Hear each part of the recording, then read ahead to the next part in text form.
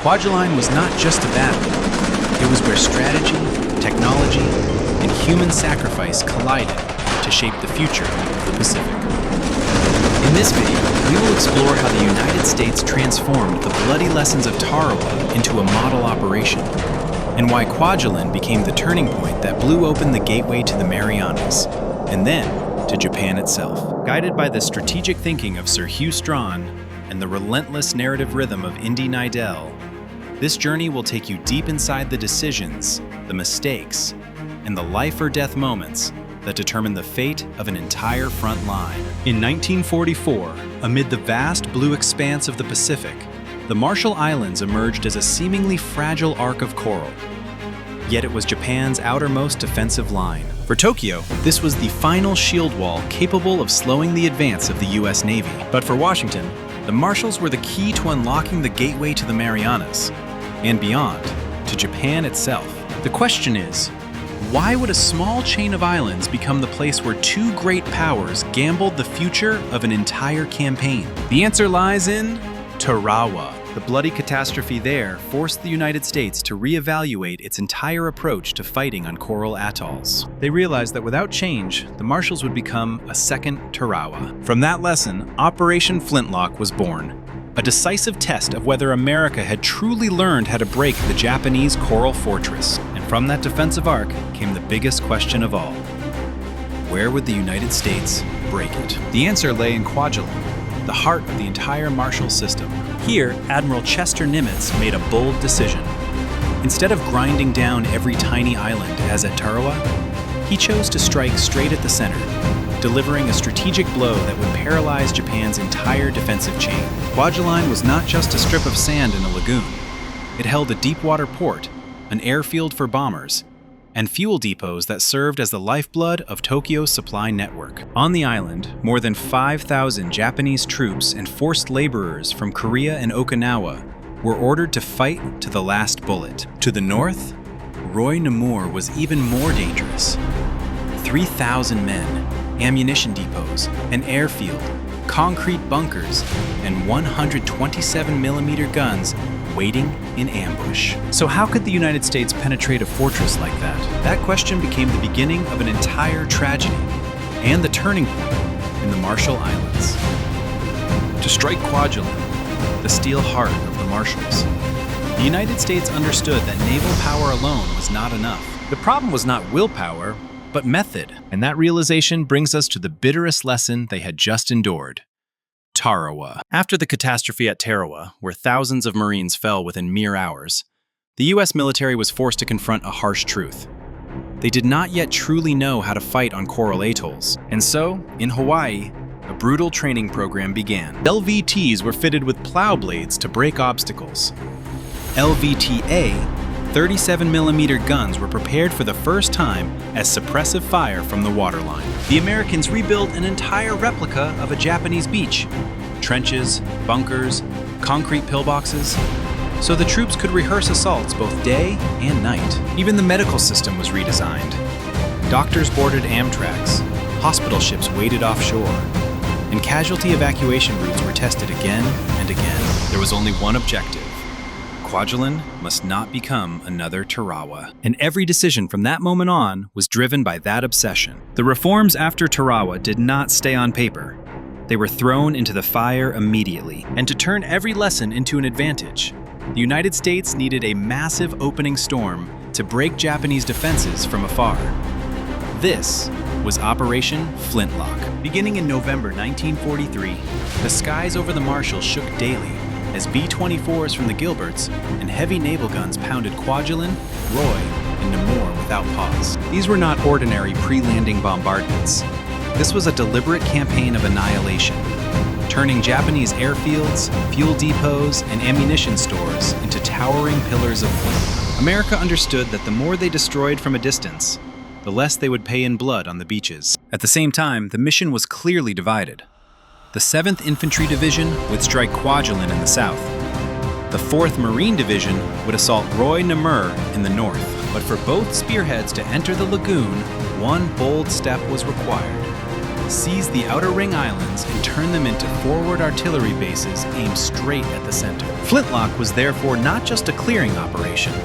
It was the first warning that Kwajalein would have no chance of becoming another Tarawa. But no matter how intense those distant bombardments were, they could not guarantee victory unless the Americans secured a foothold right next to the core. To strike Kwajalein, they had to open the lagoon first, and that mission began at dawn on January 31st, 1944. In the gray darkness before sunrise, Marine units launched surprise landings on the small islands of Jacob, Ivan, Albert, and Abraham. Within hours, they turned these nameless strips of sand into artillery positions, dominating every approach toward Kwajalein. To the west, Army forces captured Carter and Cecil, locking down the remaining entrance to the lagoon as if sliding a bolt across a heavy door. At exactly 6 a.m., once all positions were secured, American naval guns roared to life. The blasts rolled across the water, trailing columns of fire that clawed up into the sky as if trying to tear it open. It was the unmistakable signal to Japan that Kwajalein was no longer an invincible fortress. The assault had truly begun. With the satellite islands secured and the lagoon's gateway locked tight, the Americans were finally exactly where they needed to be, pressing up against the very heart of Kwajalein. And from this point on, the next step was not to land, but to obliterate Japan's entire defensive line before a single American boot touched the sand. U.S. warships moved to within just a few thousand meters, close enough to see the outlines of Japanese bunkers through binoculars. Then the naval guns opened up, firing directly into fortifications once thought impossible to crack. On Namur, fuel depots and ammunition stores detonated, turning whole corners of the island into blazing fireballs, rising into the sky like the ocean's own fury. Each explosion not only destroyed bunkers, but buried Japanese squads alive, severing all communication between their scattered units. In the darkness of collapsing shelters, many Japanese soldiers carved one last phrase into the walls: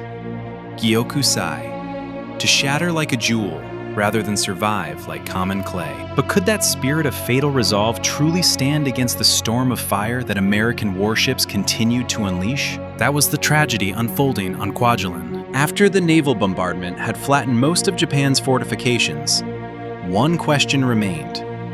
Beneath all that smoke, was anyone still capable of fighting? Only when the Americans came ashore would they discover the answer. At 9:30 a.m. on February 1st, the LVTs burst out of the surf and charged onto the beaches of Kwajalein, a stretch of sand pulverized beyond recognition. Japanese resistance was almost paralyzed. Most firing positions had been buried or blown apart by the weeks-long bombardment. Infantry quickly crossed the anti-tank trenches, clearing the way for the Sherman tanks that pushed deeper into the island. By noon, the airfield, the lifeline of Kwajalein, was in American hands. But victory did not come in a single day. Over the next 3.5 days, surviving Japanese groups launched nighttime suicide-style counterattacks. While by day, the Americans had to clean out every bunker with 75mm guns, flamethrowers, grenades, and white phosphorus rounds. By February 4th, Kwajalein fell completely silent. Nearly 5,000 Japanese soldiers were wiped out, a coral fortress extinguished in just a few days. But to the north, Namur was still waiting for an even more brutal battle. Kwajalein in the south had been crushed in just a few days, but the battle was far from over. To control the entire lagoon, the United States still had to seize the twin islands of Namur in the north, where Japan retained a significant portion of its defensive strength. And the first target was Roy. Because of a shortage of LVTs, the 23rd Marines landing was delayed until 11:33 a.m. But that did nothing to slow the momentum. As the LCMs unleashed rockets onto the shore and naval guns wiped out the remaining Japanese firing points, the Marines surged into the breach. They crossed the anti-tank ditch within minutes and captured Objective 01 faster than planned. Sherman tanks followed close behind, firing directly into the surviving bunkers, turning each strongpoint into a rising plume of black smoke amid a forest of shattered coconut palms. In the chaotic first hours, Private First Class Richard Anderson threw himself onto a grenade to save his comrades, an act of heroism that earned him the Medal of Honor. By 6 p.m., Roy was completely under American control. But just across that thin strip of sand, Namur was waiting, and it would be a far bloodier fight. If Roy was a swift, clean victory, Then just a few hundred meters away, Namur opened into a completely different world, chaotic, dark, and soaked in blood. For to seize the entire Kwajalein Lagoon, the Americans had to step into what they themselves called a nightmare in a forest of shredded coconut palms. The moment the 24th Marines set foot on Namur, they were swallowed by the island's labyrinth. Palm trunks toppled over one another. Concrete bunkers connected to more bunkers. Trenches blasted into shadowy pits. Company-to-company communication collapsed within minutes. Japanese soldiers fired from every direction, appearing and vanishing like ghosts amid the pulverized debris. In the middle of that chaos, Captain John Power led a charge, destroyed a machine gun nest, and rushed toward a second bunker, where he was shot down while shielding his men. The sacrifice later earned him the Medal of Honor, but in that instant, it was nothing more than instinct. The instinct to protect his comrades. Then came the catastrophe of Namur. A U.S. demolition team set charges on a warehouse no one realized was filled with torpedo warheads. The explosion blasted away an entire corner of the island, sending up a massive fireball and instantly killing 20 Marines, wounding more than 100. The battle had to halt. Too many casualties, too much chaos. If Roy was lightning war, Namur was the brutal reminder that war can change its face in an instant. On the night of February 1st to 2nd, the Japanese exploited the darkness to infiltrate. They crawled along trenches, hurled grenades into American positions, and triggered close-quarters fights at ranges of only a few meters, where screams and muzzle flashes merged into a single string of terror. In one life-or-death moment, Private Richard Sorensen hurled himself onto a grenade to save his squad, an act that earned him the Medal of Honor. At dawn on February 2nd, the Japanese gathered their remaining strength and launched one final banzai attack. They charged into the wire, shouting, only to be cut down by American machine guns and artillery. When the gunfire finally faded, Namur fell silent. But the cost of every meter gained forced everyone to ask, how many lives were crushed just to seize a tiny strip of sand in the middle of the Pacific? After a suffocating night of close combat, when the final screams of the banzai charge faded into the sound of the waves, the Americans understood that Namur had only scattered pockets of resistance left, but each one was deadly. And to end this nightmare, they had to fight for the last few meters of ground, where any bunker could still hide soldiers ready to die to the very end. On the morning of February 2nd, the two pincers of the 24th Marines linked up, tightening the noose. Sherman tanks and half-tracks pushed forward, firing point-blank into every bunker as if smashing down the gates of an underground fortress. Leading one of the assault spearheads, Colonel Deuce was struck by shrapnel and killed on the front line. A sacrifice later honored with the Medal of Honor. But that relentless tempo of attack was precisely what shattered Japan's final resistance. By 1400 hours, Namur fell completely silent. After 36 hours of non-stop fighting, one of the most fortified positions in the Marshalls had collapsed. Of the more than 3,500 Japanese troops and forced laborers trapped on the island, only about 130 survived.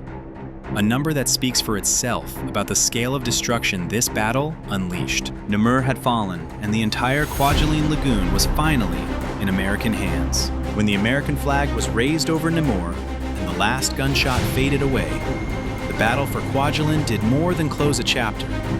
It opened an entirely new phase of the Pacific War. For this victory did not stand alone. It was the critical link in a far larger strategic chain. The entire Kwajalein Atoll had fallen into American hands, and almost immediately, Roy Namur was transformed into a forward airbase. The newly scraped runways, still smelling of gunpowder, quickly received squadrons of B-25s and B-24s. Within days, these aircraft began striking Truk, the Gibraltar of the Pacific, while also hammering Palau and the Marianas, crippling Japan's supply lines and strategic hubs. The victory at Kwajalein accelerated the timeline for taking the Marianas by 6 months, an enormous margin in wartime. And more importantly, it forced Japan to overhaul its entire defensive doctrine, shifting from beachline resistance to deep, layered fortifications. A strategy pushed to its extreme at Iwo Jima and Okinawa. Kwajalein was not just a battle won. It was the hinge on which the entire Pacific front began to turn. The victory at Kwajalein pushed the Pacific War into a new chapter. But as the Americans advanced, a a quieter question began to surface. What was the true cost of victory? Because behind the strategic maps, behind the arrows of advance and the freshly built airfields, there was another side of the war. A side no military report could ever fully record. On beaches still warm with smoke, Marines quietly buried their dead, sometimes marking the spot with nothing more than a hastily planted piece of wood. At night, the bells of the hospital ships drifted across the water, blending with the waves like a nameless farewell. On the other side, thousands of Japanese soldiers and Korean Okinawan laborers remained where they fell, without graves, without markers, without anyone to record that they had ever lived. Inside shattered bunkers, American troops found Japanese diaries filled with lines of homesickness, apologies to parents, and messages for children the writers would never see again. Some Marines kept small personal items, a handkerchief, a pack of cigarettes, a scrap of kimono, not as trophies, but as traces of the human beings dragged into a war far beyond their choosing. Kwajalein is remembered as a victory, but it is also a reminder that war always exacts its debt in the places history most often forgets. But from those quiet losses, another truth emerged. War does not leave behind only pain. It leaves behind lessons that must be learned if anyone hopes to survive the next battle. And Kwajalein, though stained with tragedy, became a strategic turning point. Kwajalein was seen as the full examination of every experience the United States had gathered since Tarawa. Here, for the first time, the entire combined arms machine operated in perfect rhythm. Naval guns firing at point-blank range, precise airstrikes, armor advancing behind the infantry, LVTs carving paths across the reefs, and artillery set up on the satellite islands, tightening a ring of fire around the Japanese defenses. Each link supported the next, forming a model of coordinated warfare never before seen in the Pacific. This very structure would become the blueprint for battles far more brutal. Saipan, Peleliu, and ultimately, Iwo Jima. In those places, the Americans did not win by luck. They won because Kwajalein had given them the design for how to crush Japan's final coral fortresses. Kwajalein was not just a victory. It was the foundation for how the United States would drive deeper into the heart of the Japanese Empire. Kwajalein left behind a clear military legacy. But its emotional legacy, the part that lingered in the memories of the soldiers, was even deeper. Because after all the strategy, all the operational blueprints, war ultimately returns to people, to the faces that never appear on a map. And it is they who lead us toward the closing chapter of this journey. The stories of Anderson, Power, Sorensen, and Colonel Duss, 4 men in 4 different moments, became symbols of the quiet sacrifice made on distant islands. In the stillness of the night after the battle, when the thunder of the guns faded into a distant echo and the waves lapped gently against the coral edge, the promises they once spoke seemed to hang suspended in the sea breeze. They did not fight for titles, but for a simple vow: we will keep moving forward until this war ends and peace returns to these far-off islands. That was not merely the oath of a platoon or a division. It was the oath of an entire generation. The men who passed through Kwajalein to open the road toward the end of the greatest war of the 20th century.